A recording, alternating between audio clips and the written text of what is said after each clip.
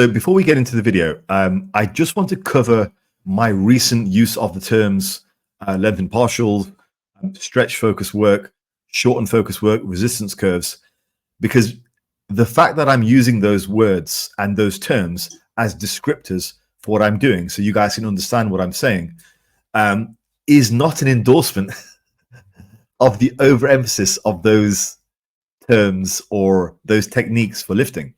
I got a guy who came up to the gym last week, and he said, "Look, Faz, I really like your videos. We're watching on YouTube, and I love your emphasis on the lengthened partials because I think they're really important."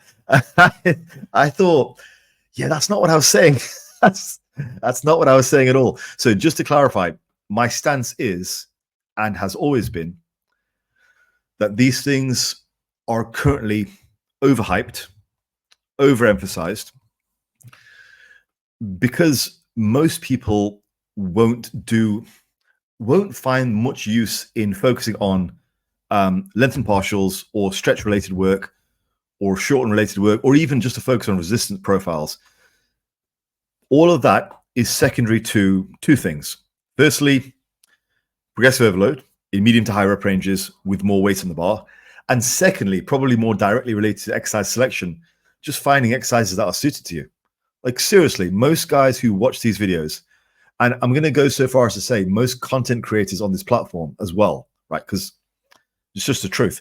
Most of them would do a lot better in terms of exercise selection with just finding exercises which suit them and they connect with their body, and then progressively overloading on them, medium to high rep ranges in good form. Most people aren't at the level where hyper focusing on those details are going to provide any benefit whatsoever. And it's just a classic trope. People like to focus on these things because they feel their lack of progress can finally be ignited by this new thing. But as I say, that is not just because I talk about these things, and I actually warn you against overemphasizing them. That is not an endorsement to use those things. Just focus on the basics. Focus on progressive overload in good form for medium to high reps with exercises that you connect well with.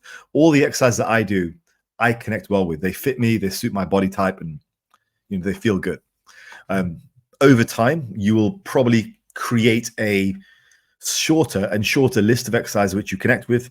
I'm quite lucky in the gym that I go to. It's extremely well equipped, probably the best gym in England. And I get to use a reasonable array of machines which I find are suited to me. But there are machines in this gym which I don't use because I don't like them, just the way it is. So anyway, just wanted to clear that up. But today we've got a leg session. The plan for this was about 6 sets for hamstrings, followed by 6 sets for quads, and then about 4 sets for calves, which I found was enough. Now, in terms of the hamstring work, this is all mostly hamstring curls. So 3 different types: seated, lying, and standing, one leg at a time. Man, look huge. Look at that. People are always talking about my back and my traps. Look at my legs, they're massive. So anyway, that was the idea. Because on the other leg day, I do mostly hip hinge work and slightly heavier work. So this was sort of predominantly a squat day with more emphasis on hamstring curls, and then the other day is opposite. Very common approach. This is something I want to get back into. I want to get back into more squatting type of work for my quads, because I think I've actually lost some size on my teardrop and my sweep due to an overemphasis on leg extension type work. Leg extensions are great for the rec fem, the middle muscle, which sort of extends from the hip. But I don't feel I've made as much progress with my teardrop or my outer quads as I should have done, mostly due to I've avoided squatting type exercises due to the back injury. But you're not going to get anywhere by babying these things. So I sort of made it a focus of mine to do a lot more squatting over the course of next year and see how that goes. My issue with squatting has always been that I've got very long femurs. If you look at my upper legs here, very long relative to my torso.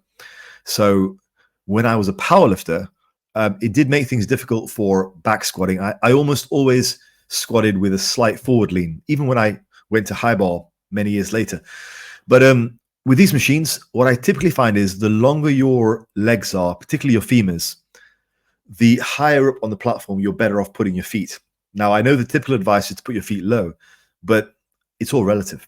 So if you're like me with sort of spider limbs, which is good for aesthetics, by the way, it's aesthetically, that physique, I think, looks better.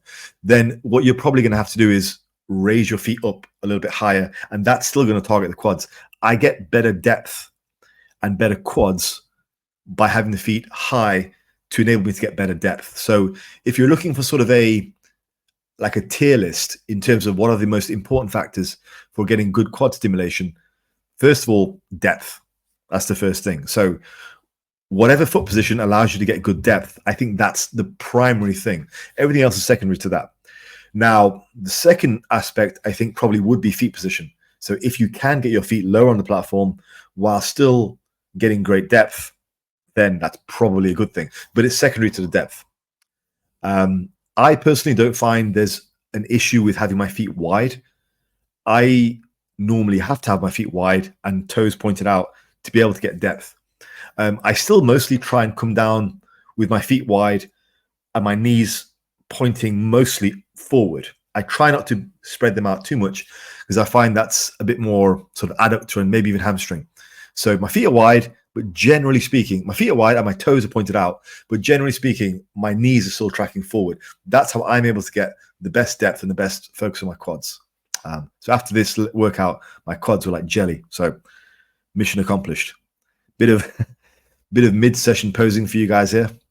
At this point in the workout, you'll see my definition is starting to go, because something that people aren't used to understanding is the more pumped your legs get, the less definition they get. So my legs are more defined on a chest day than they are on a leg day, because once you get full of blood, you just can't get into pose. It's actually something that you don't do if you're in a bodybuilding show. You're typically not going to pump up your legs. You'll pump up the rest of your body, but you're not your legs, because they lose definition. But anyway, so 6 sets of hamstrings, 3 exercises, 2 sets each, and then 6 sets of quads, which was 2 squatting motions and finishing with 1 leg extension motion. On that note, actually, I've had discussions with people before about number of sets per exercise. And people are always very curious about doing either 2 or 3 or 4 sets. I don't really think it's about the number of sets. I think it's about what you get from the exercise and how it fits into the overall scheme. But what I have noticed is people are very quick to try to do less work. I think it's something which you guys have to be honest with yourselves about. Like, are you getting enough done?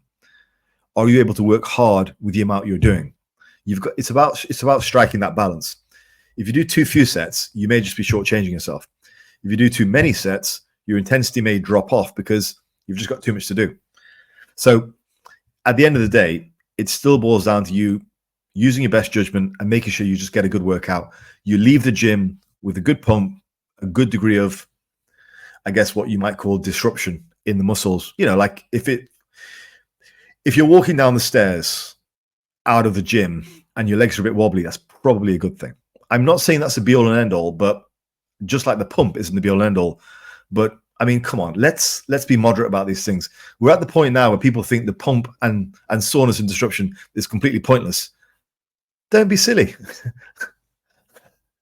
Let's be moderate about this. They obviously are an indicator that you've worked your legs and your muscles to a certain extent. And I know people always make these silly arguments of, well, I could ride a bike and get a pump in my legs. We're not talking about riding a bike, okay? So leave that low IQ argument elsewhere. We're talking about training and doing stuff in the gym. So don't use those ridiculous examples to try and make a point, okay? But yeah, typically I find the things which are most conducive to growth do seem to give a good pump and good soreness. And that is taking reasonable rest periods. That always gives me a better pump than taking short rest periods, you know? Take a reasonable rest periods, using reasonably heavy weights, using reasonably good form, and working reasonably hard. That always seems to do well for me. So anyway, not to belabor that point too much, because bottom line, it's all about progression. But yeah, overall, that was my leg workout. But I wanted to clear that up about the use of these words. I thought I was pretty clear. I thought my message had been pretty clear, but I guess, I don't know, whatever. But yeah, hopefully you found that sort of entertaining, useful. Bit of an insight into my leg day. I haven't, for those asking what my split is, because about 4 of you have asked what my split is in the comments. I haven't fully decided on one yet. I am leaning towards something, and I'll probably do a video about that once I've settled. But so far, I've just been viewing my exercises as almost like a game of Tetris. I'm just getting them done across the week with no real rhyme or reason about the split. But I think I've pretty much settled on something. So I'll let you guys know about that shortly.